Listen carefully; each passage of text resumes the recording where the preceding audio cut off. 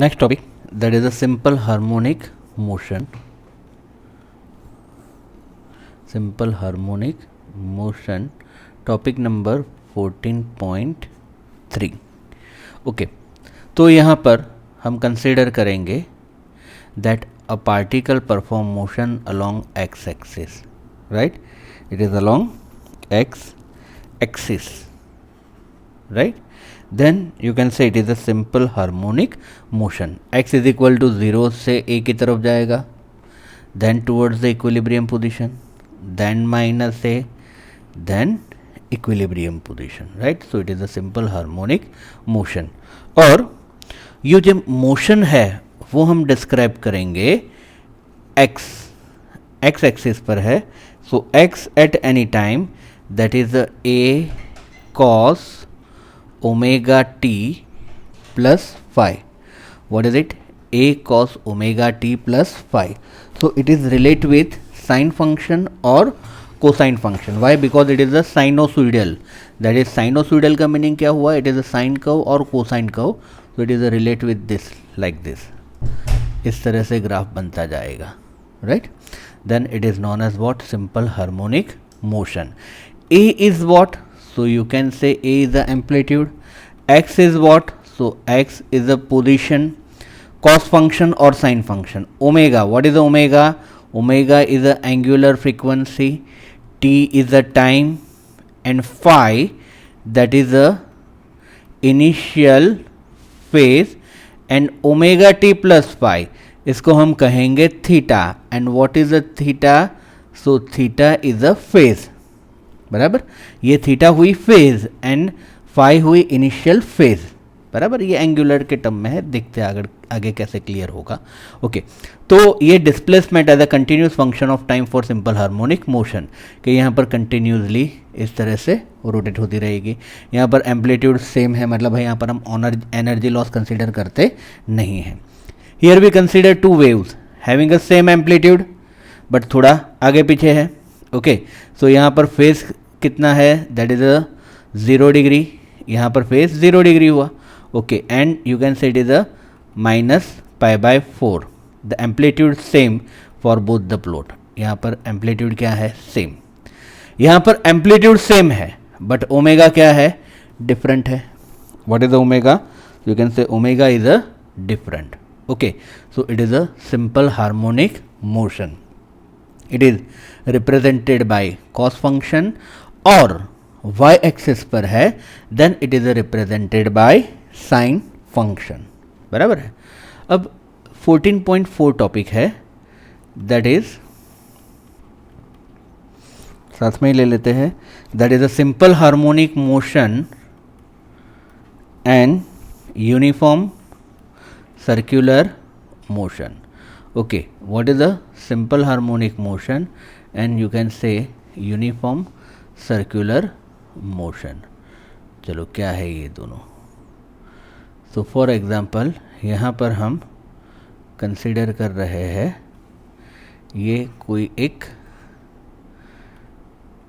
Object which perform uniform circular motion along y axis or you can say along the x axis. चलो x axis पर motion होगी. Okay, so you can से right like this. ये हुई आपकी reference line, right? You can say it is a O. सो यहाँ पर जो सर्कुलर मोशन है यहाँ पर स्टार्ट होगी. यहाँ पर इस तरह से एक मोशन कंप्लीट होगी. At the same time simple harmonic motion यहाँ से स्टार्ट होगी, यहाँ से यहाँ पर, यहाँ पर, यहाँ पर एंड यहाँ पर, like this. And time taken for both motion is the same. Time taken for both motion is remain same. बराबर है. मतलब ये जो सर्कुलर मोशन है वो जितने टाइम में ख़त्म होती है उतने ही टाइम में ये सिंपल हार्मोनिक मोशन भी ख़त्म होगी. ओके, चलो अब मैं यहाँ पर थोड़ा सा आपका कंसेप्ट है वो क्लियर करना चाहता हूँ. That is a phase and initial phase जो अभी हमने देखा था ना, वो लाइक दिस. अब सपोज यहाँ पर ये है time t is equal to 0, okay, और यहाँ पर फेज कितनी है, फाई, मतलब angle POX that is known as what, phase, angle POX that is a phi, ये क्या हुआ, इनिशियल फेज, बराबर, मतलब इनिशियल पोजीशन पर पार्टिकल कहां पर है, that is known as what, initial phase. अब वो एंगुलर स्पीड ओमेगा से P से जाएगा Q पॉइंट पर, ओके, तो ये डिस्टेंस कितना कवर हुआ, so you can say it is omega T. कैसे omega T, because angular speed that is the angular displacement upon time, so what is the theta, that is omega T, तो ये हुआ omega T, क्या हुआ ये, omega T, okay, so it is your omega T. So angle QOP that is omega T. So reference में क्या होगा, with reference to line, angle QOX that is equal to omega t plus phi, तो ये क्या हो गया आपका theta. What is a theta, theta is a phase, what is the theta, so you can say theta is a phase, so you can say it is your theta, okay। अब important क्या है कि suppose यहाँ से ये जो circular motion में से मुझे सिंपल हार्मोनिक ऑसिलेटर की मोशन को डिफाइन करना है, तो यहाँ से मैं परपेंडिकुलर ड्रॉ करूँगा एक्स एक्सिस पर, यहाँ से भी परपेंडिकुलर ड्रॉ करूँगा एक्स एक्सिस पर, right.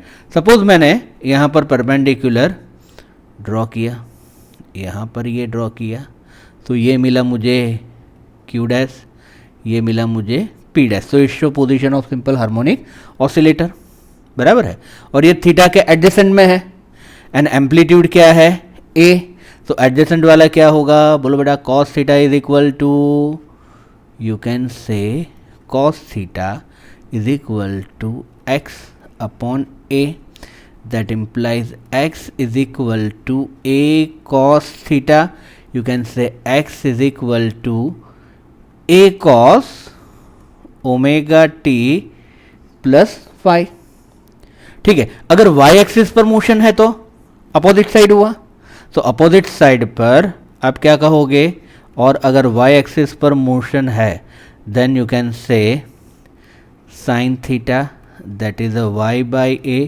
that implies y is equal to a sin theta, a sin omega t plus phi, बराबर, what is it, a sin omega t plus phi, मतलब sin function है then also represent the simple harmonic motion, cos function है then it is also represent the simple harmonic motion।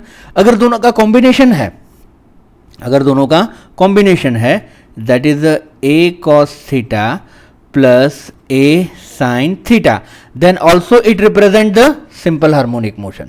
मतलब अगर simply x simply cos function है, simply sin function है, या फिर cos function and sin function का combination है, you can also say it is a1 and a2, then also it represent the simple harmonic motion, बराबर है, then it represent the simple harmonic motion, okay friends, so it is one of the important topic।